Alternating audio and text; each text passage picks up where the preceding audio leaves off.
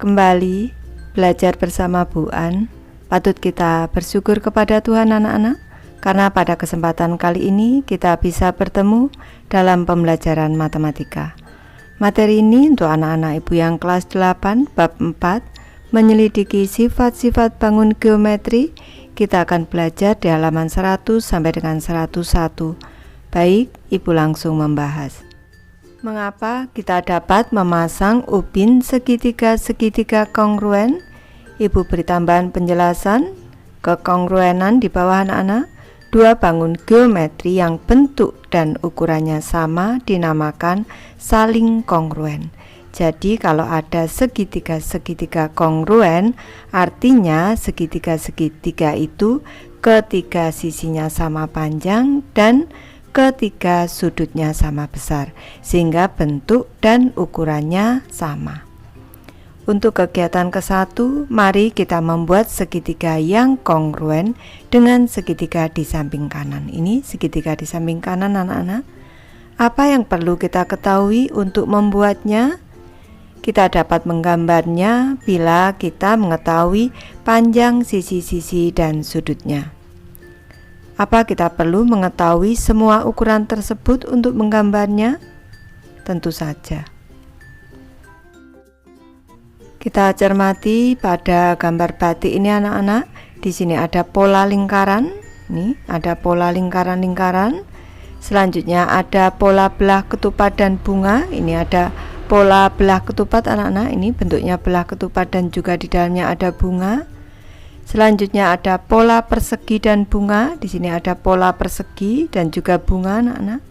Ada juga pola segitiga, kita cermati. Di sini ada segitiga-segitiga yang disusun anak-anak.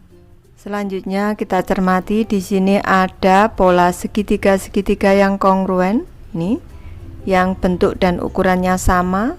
Yang sebelah kanan juga ada pola segitiga-segitiga yang kongruen anak-anak.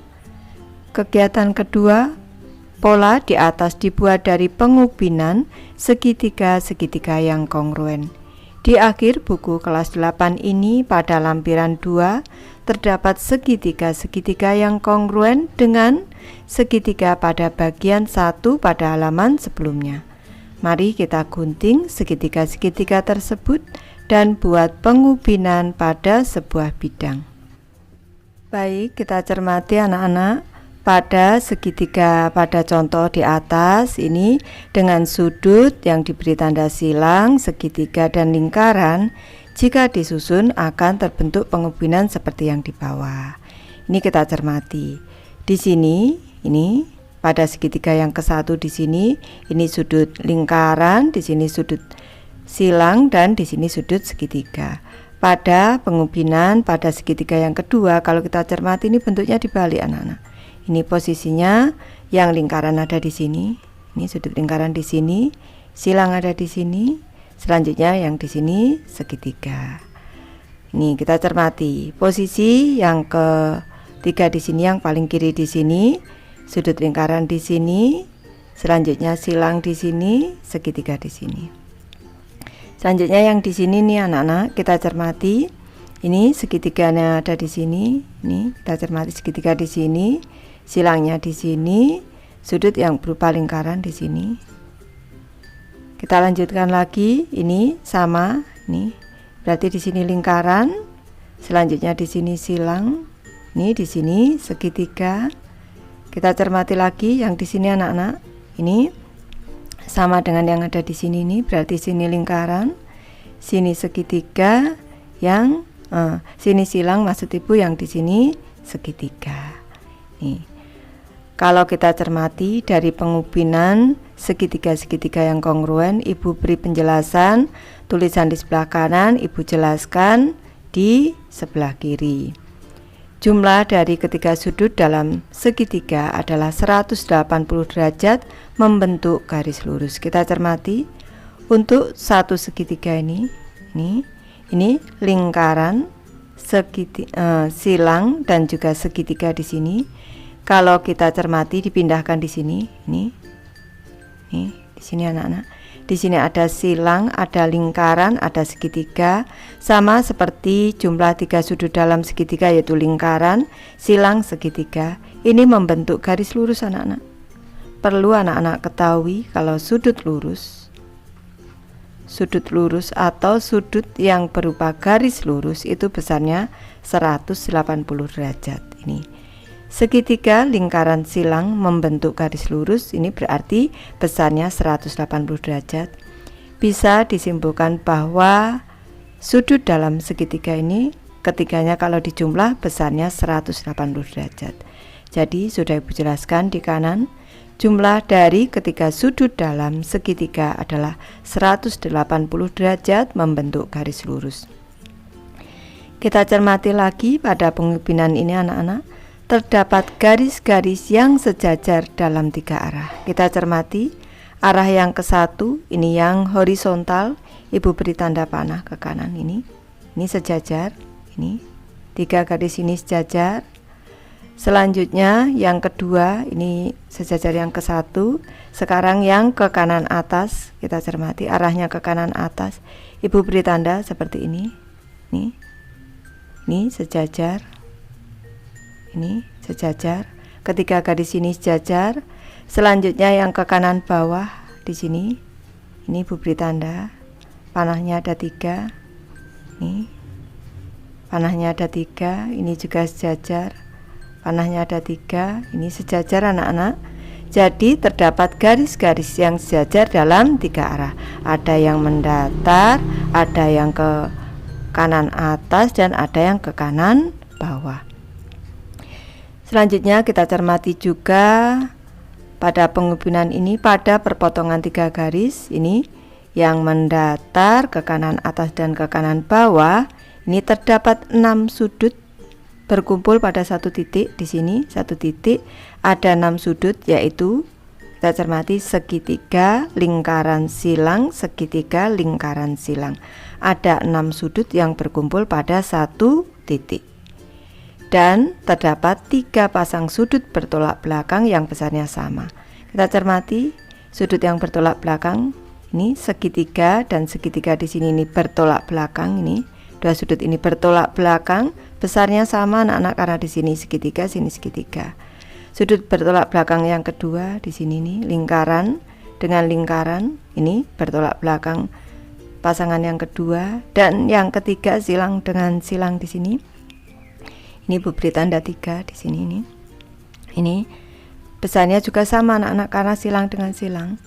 Bisa disimpulkan pada perpotongan 3 garis terdapat 6 sudut berkumpul pada 1 titik dan 3 pasang sudut bertolak belakang yang besarnya sama. Ibu lanjutkan anak-anak, pada pengubinan ini pada perpotongan 2 garis terdapat 4 sudut berkumpul pada 1 titik dan 2 pasang sudut bertolak belakang yang besarnya sama. Ibu beri tambahan penjelasan di sini, di sebelah kiri sini. 2 garis yang berpotongan yang di sini sama di sini anak-anak. Jadi yang mendatar tidak kita ikutkan. Untuk sudutnya Ibu isi dulu. Di sini ini lingkaran, di sini berarti ini segitiga, di sini silang, di sini lingkaran. Kalau 2 garis ini saja ini, maka terdapat 4 sudut. Ini 1, 2, 3, 4. Terdapat 4 sudut yang berkumpul pada 1 titik dan juga terdapat 2 sudut yang bertolak belakang. Ini sudut yang bertolak belakang. Ini dengan ini bertolak belakang, 1 pasang, dan pasangan yang kedua sudut yang ada di sini. 1, 2. Ini 2 sudut jadikan 1 karena yang mendatar tidak dihitung anak-anak karena perpotongan 2 garis. Selanjutnya bisa juga kita simpulkan pada pengubinan ini sudut-sudut yang sehadap besarnya sama. Sudut sehadap itu artinya sudut-sudut yang menghadap arah yang sama, besarnya sama. Kita cermati di sini ini anak-anak. Ini di sini ini silang, ini menghadap sama dengan sudut yang ada di sini, menghadap arah yang sama di sini, besarnya sama yaitu silang. Ini kita cermati lagi. Di sini ada segitiga. Di sini juga segitiga menghadap arah yang sama, besarnya sama. Selanjutnya Ibu beri contoh di sini. Ini menghadap arah yang sama, ini besarnya juga sama. Ini lingkaran, lingkaran. Berarti besarnya sama. Selanjutnya di sini ada lagi sudut-sudut yang berseberangan besarnya sama. Ini Ibu beri contoh berseberangan dalam dulu. Yang lebih mudah Ibu beri contoh di sini. Ini. Di sini ada garis yang ada di sini nih, ini garis di sini, ini. Lingkaran yang ada di sini nih, sudut berupa lingkaran yang di sini dengan yang di sini. Ini namanya sudut berseberangan anak-anak. Ini ada garis yang di sini. Ini di sini dipotong oleh garis yang di sini. Ada dua sudut, yaitu di sini lingkaran, di sini lingkaran. Itu disebut dua sudut dalam berseberangan, besarnya sama. Di sini lingkaran, di sini lingkaran. Di sini juga sama anak-anak, sini segitiga, sini segitiga. Jadi bisa disimpulkan bahwa sudut-sudut yang berseberangan besarnya sama. Kegiatan ketiga, berdasarkan pengubinan segitiga kongruen yang kamu buat pada bagian 2, mari kita pikirkan pertanyaan-pertanyaan berikut. Untuk pertanyaan yang ke-1, apa yang dapat kamu amati dari sudut-sudut segitiga? Tadi sudah Ibu jelaskan, jumlah dari ketiga sudut dalam segitiga adalah 180 derajat atau membentuk garis lurus. Ke pertanyaan kedua, apa yang dapat kamu simpulkan terkait sudut yang dibentuk oleh perpotongan dua garis?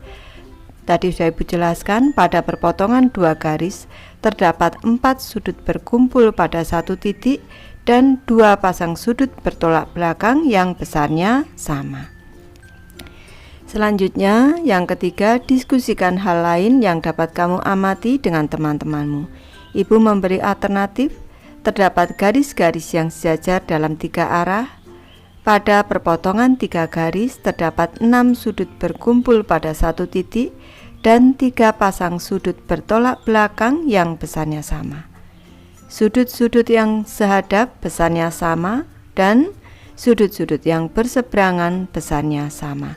Nanti anak-anak bisa mendiskusikan dengan teman-teman, mungkin menemukan hal-hal yang lain yang berbeda dengan Ibu. Ini Ibu hanya memberi alternatif saja.